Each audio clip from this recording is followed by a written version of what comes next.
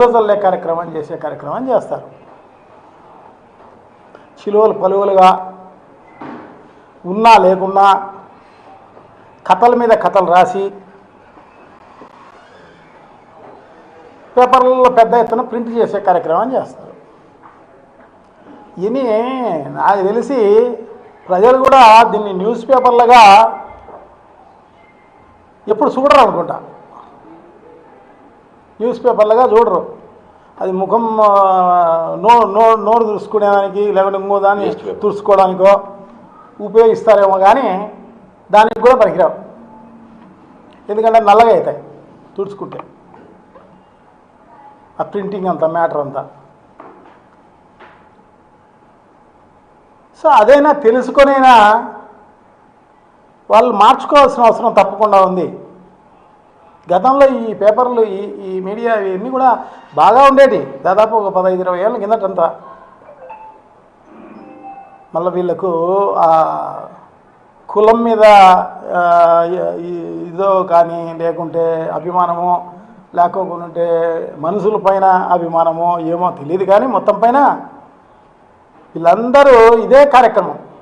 ఎందుకంటే వైఎస్ఆర్ కాంగ్రెస్ పార్టీ ప్రభుత్వం దిగిపోయి దాదాపు 2 ఏళ్ళు అయిపోయింది. ఎలక్షన్లు అయిపోయింది. ఎలక్షన్లో మళ్ళీ ఈవీఎంల మోసమో ఇంకొక మోసమో ఏదో 11 సీట్లకు దిగిపోవడం జరిగింది. అయినా వదల్లా, ప్రతిరోజు నామజపమే. వాళ్ళకు పొద్దే పొడవదనుకుంటా. ఈ జగన్మోహన్ రెడ్డి గారి నామజపమో వైఎస్ఆర్ కాంగ్రెస్ పార్టీ నామజపమో లేకుంటే ఈ ఛానళ్లకు డిబేట్లలోనో ప్రతిరోజు డిబేట్ ఇవే ఉంటాయి. ఏదో ఒకటి తప్ప వేరే ఏమి లేవు. అసలు సంబంధమే ఉండదు. ఈ ఇష్యూలో అయితే అసలు సంబంధమే లేదు. రుద్దే కార్యక్రమం అన్నమాట అంతా. మరి ఎవరి ఇంట్రెస్టో, ఎవరు రాయిస్తారో, ఎవరు రాస్తారో ప్రజలందరికీ కూడా బాగా తెలుసు. ఎలా రాస్తారు, ఏం కథ అని. చాలా దారుణం. అసలు సంబంధమే లేని ఇష్యూను ఎన్నెన్నో రాసి కర్మగాలి. నిజంగా కూడా నిజంగా పార్టీకి కావాల్సిన వాడు, మాకు కావాల్సిన వాడు. సో తప్పకుండా పెద్ద దస్తగిరి అంటే మాకందరికీ అభిమానం, మంచివాడు. మరి ఏ కారణం వల్ల జరిగిందో కానీ మొత్తం పైన దురదృష్టవశాత్తు జరిగింది. దాన్ని మనకు ఇష్టం వచ్చిన వాళ్ళ పైన రుద్దే కార్యక్రమం అంతా కూడా చేసే కార్యక్రమం. అది రాపిచ్చే వాళ్ళు మరి అలా రాపిస్తారు. వాళ్ళ గురిగింజే కింద వాళ్ళ నలుపు తెలియదంట.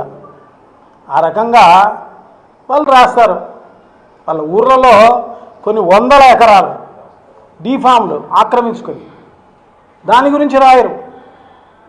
మట్టి ప్రతిరోజు అమ్ముకునే కార్యక్రమం, ఇసుక ఎక్కడ పడితే అక్కడ అమ్ముకునే కార్యక్రమం.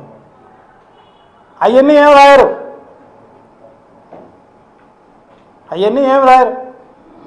మంచిగా ప్రజల హితం కోసం మంచిగా ఉండడం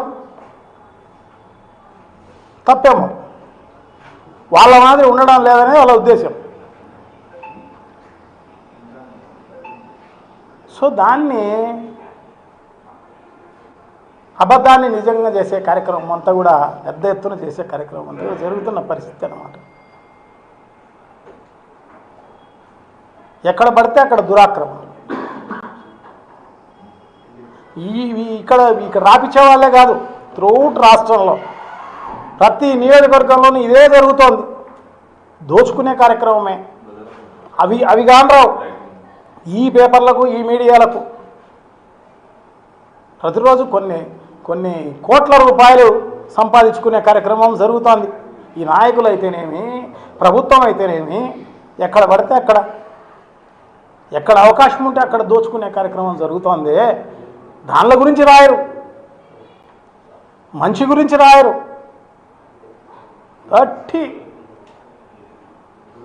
ఒక దిగిపోయిన ప్రభుత్వము, దిగిపోయిన పార్టీ పైన బురద చల్లే కార్యక్రమం ఉందమ్మా. ఎందుకంటే కాల్చి గుడ్డ మొహం మీద వేసేస్తే వాళ్ళే తుడుచుకుంటారులే, వాళ్ళే కడుక్కుంటారులే అని చెప్పేసి రోజు ఇదే కార్యక్రమం, వేరే కార్యక్రమమే లేదు. దాంట్లో భాగంగానే ఈ కార్యక్రమం అంతా కూడా అన్నమాట. ఎందుకంటే ఆ ఊర్లో అడిగితే తెలుస్తుంది, పెద్ద దస్తగిరి అని ఆయన డబ్బులు లేనివాడా ఆస్తి లేనివాడా అనేది తెలుస్తుంది, అడిగితే తెలుస్తుంది. ఆయన పాపం దాదాపు ఆయన తమ్ముడు ఇద్దరు 30-40 ఏళ్ళ నుంచి కష్టపడి బాగానే సంపాదించుకున్నారు. ఆయన చేసేది సలాల మీడియేషన్ పిల్లప్పటి నుంచి దాదాపు 30 ఏళ్ళ నుంచి చేస్తున్నాడు. సో మీడియేషన్ చేసే కార్యక్రమం చేస్తాడు. ఏమైనా అవకాశం ఉంటే దాంట్లో పార్ట్నర్షిప్ చేసే కార్యక్రమం చేస్తారు. చాలామందితో ఈ ఊర్లో పెద్ద పెద్ద వాళ్ళందరితోటి పార్ట్నర్షిప్ చేసిన పరిస్థితి ఉంది.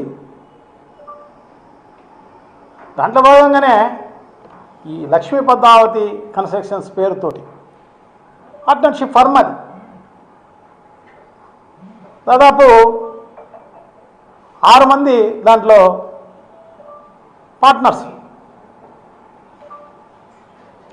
ఆ పార్ట్నర్స్లో మా కుటుంబంతో పాటు ఇంకొక 4 ఉంటారు. వీళ్ళు కొనుక్కున్నారు, అదే తప్పు కాదు. ముస్లింలతో కొనుక్కోవడం ఏం తప్పు కాదు, ముస్లింల ఆస్తి కొట్టేయడం కాదు, అది మార్కెట్ రేటుకు కొనుక్కోవడం తప్పు కాదు. ఈ ఊర్లో ఎన్నో ట్రాన్సాక్షన్స్ జరుగుతుంటాయి, కొన్ని వందల ట్రాన్సాక్షన్స్. ముస్లింలు ఎక్కువ ఉంటారు కాబట్టి కొనుక్కోవడమో అమ్ముకోవడమో జరుగుతూ ఉంటుంది. వాళ్ళకి లేని తప్పు మనకేమి.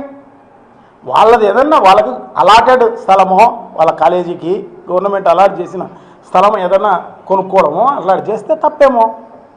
అంటే గవర్నమెంట్